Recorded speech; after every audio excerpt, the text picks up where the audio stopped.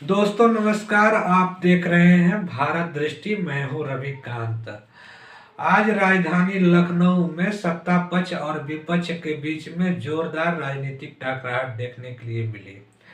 जैसे पहले भी अंदाजा लगाया जा रहा था कि जो कोडीन सिरप का जो मामला आया है तत्काल में या इससे पहले, वो काफी जोर पकड़ता नजर आ रहा है।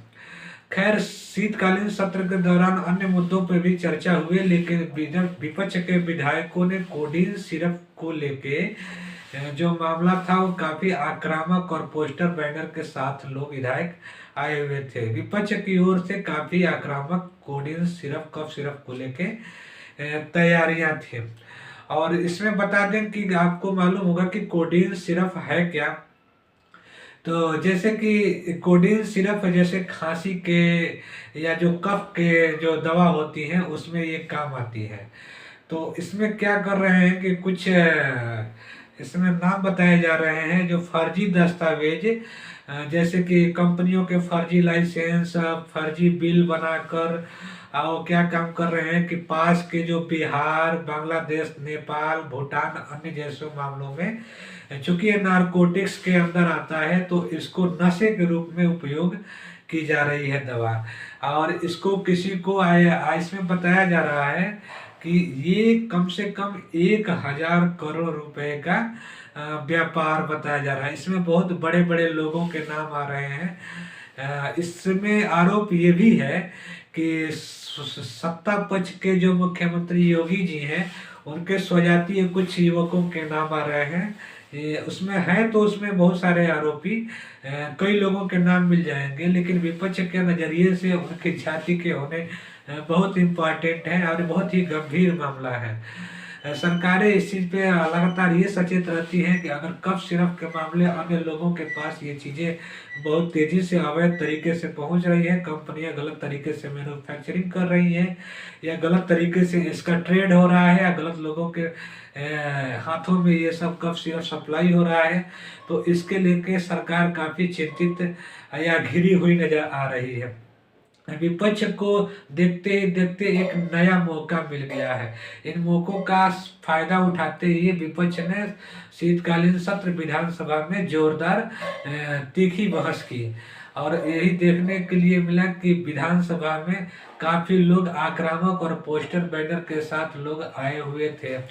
और ऐसे में आपको मालूम होगा कि आपको अभी पूरी तरीके से जानकारी नहीं है, तो मैं बता दूं कि कब सिर्फ मामला है क्या। मामला ये है कि लंबे समय से कुछ ऐसे नाम आए हैं जिनका नाम मैं बता दूंगा। वो क्या काम कर रहे हैं कि अवैध फर्जी दस्तावेज, फर्जी बिल, फर्जी कंपनियों के बिल वो मैन्युफैक्चरिंग करा लेते हैं, वो अपने ट्रेडमार्क लगा देते हैं और अन्य सप्लाई अन्य अन्य जगहों पे दवा के उपयोग में नहीं बल्कि वो नशा के रूप में भी उसको नारकोटिक्स के नजरिए से उसका सेवन कर रहे हैं। इसमें बहुत सारे गिरोहों के नाम सामने आए हैं और इसी को लेकर सत्ता पक्ष घिरी हुई है। बता दें कि इसमें कोर्ट की भी एक बार इसमें ईडी द्वारा किया गया कार्रवाई भी इसमें सामने आया। लगभग 60 लोगों के होने की सूचना है।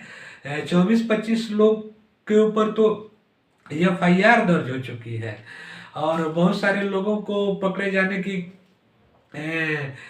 चक्कर में अभी पुलिस उसको पता नहीं लगा पाई है। तो ईडी की तरफ से ये किया गया कार्रवाई था। इसमें जांच बैठी हुई है, देखते हैं इसके आने वाले रिजल्ट क्या होंगे।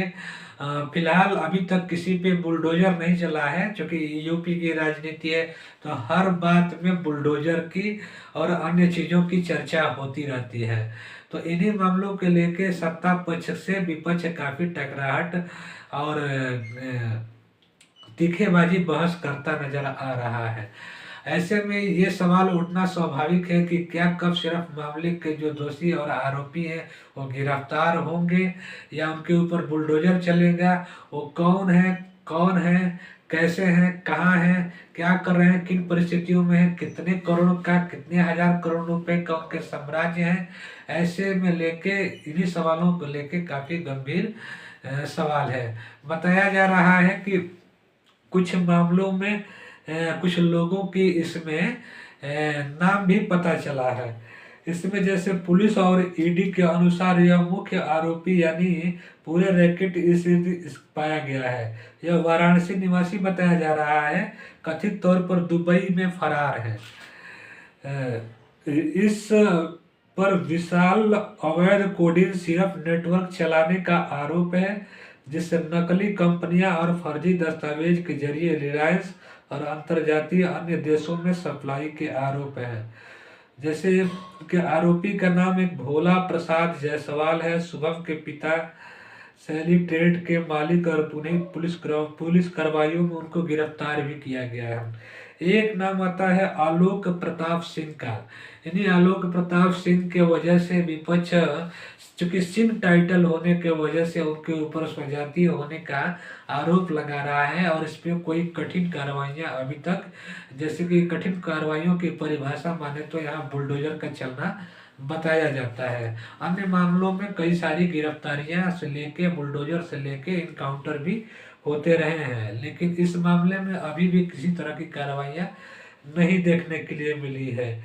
एक नाम है एक आलोक प्रताप सिंह, एक निलंबित हटाए गए पुलिस कांस्टेबल जिनके इन्वॉल्वमेंट की भी जांच हो रही है। अन्य संदिग्ध सहयोगी नेटवर्क जांच में कई और नाम भी सामने आए हैं, जैसे विभोर राणा सुपर कास्टिक नेटवर्क का हिस्सा है। सौरभ त्यागी बहुत ही बड़ी संख्या में बोतलों के साथ पकड़ा गया है। कई अन्य नाम भी है, जैसे मनोहर जायसवाल, विशाल राणा, सादाब, अभिषेक शर्मा, विशाल उपाध्याय, आकाश पाठक, विनोद अग्रवाल आदि, जो अलग अलग हिस्सों से दस्तावेज फर्जी कंपनियों के रैकेट से जुड़े बताए जा रहे हैं। मामला बहुत ही गंभीर है और ऐसे में सरकार के पास जवाब देने के लिए अभी कुछ नहीं है। जवाब इसलिए भी कठिन हो जाता है कि आने वाले दिनों में हर छोटे बड़े मामलों में योगी जी का बुलडोजर आगे चलता रहता था, लेकिन फिलहाल देखते हैं क्या होता है। ये इसमें काफी नेटवर्क कैसे काम करता है, थोड़ा आप ये भी समझने की कोशिश करें। नकली फर्जी कंपनियां, सेल कंपनियां और फर्जी बिल बनाकर वास्तविक उत्पादों का कानूनी रिकॉर्ड दिखाकर आरोपी के जाल में सिंथेटिक चलाते हैं, जिससे नकली फर्जी कंपनियां, सेल कंपनियां फर्जी बिल बनाकर वास्तविक उत्पादों का कानूनी रिकॉर्ड दिखाकर असल उत्पाद या विवरण में अन्य सामान अवैध रूप में तस्करी कराते हैं। कई एफआईआर आरोप पत्र दर्ज किए गए हैं और बहुत सारे आरोप गिरफ्तार किए गए हैं। इस कारोबार में बिजनेस टर्नओवर करोड़ों का आंका गया है। यह सरहद पार भी जा रहा है, जैसे कि बिहार, झारखंड, बंगाल, नेपाल, बांग्ला जैसे देश भी भेजे जा रहे हैं। कानूनी स्थितियां इसकी जांच की जा रही है। कानून की स्थिति, हाईकोर्ट ऐसे आरोपियों की गिरफ्तारी के लिए दायर याचिका खारिज कर दिया है। यह मामला समाज के लिए गंभीर अपराध माना गया है। एनफोर्समेंट डायरेक्ट यानी ईडी के विशेष जांच टीम पूरे नेटवर्क को तोड़ने के लिए बड़े पैमाने पर छापेमारी और जांच कर रही है।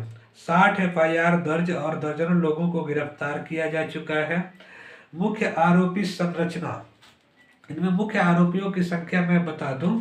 मुख्य सूत्रधार आरोपी शुभम जायसवाल हैं, जिसे कई मामलों में आरोपी बताया गया है। उनके खिलाफ नॉन वेयनेबल वारंट जारी हुए हैं। कुछ रिपोर्टों के मुताबिक अब भी फरार हैं। उनके साथ कई जुड़े अन्य लोग जैसे उनके पिता और साथी भी गिरफ्तार या जांच के दायरे में हैं।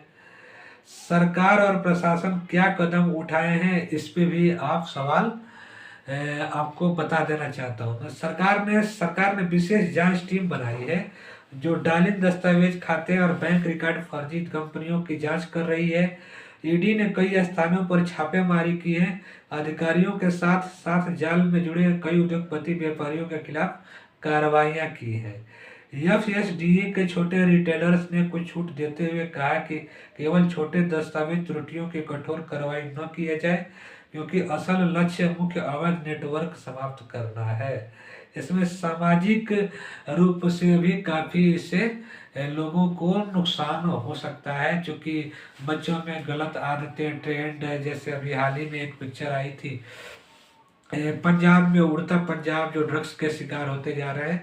तो इस तरह के भविष्य में माहौल बन जाने या नशे में धुत हो जाने, नौजवान पीढ़ियों के बर्बाद हो जाने की आशंका जताई जा रही है।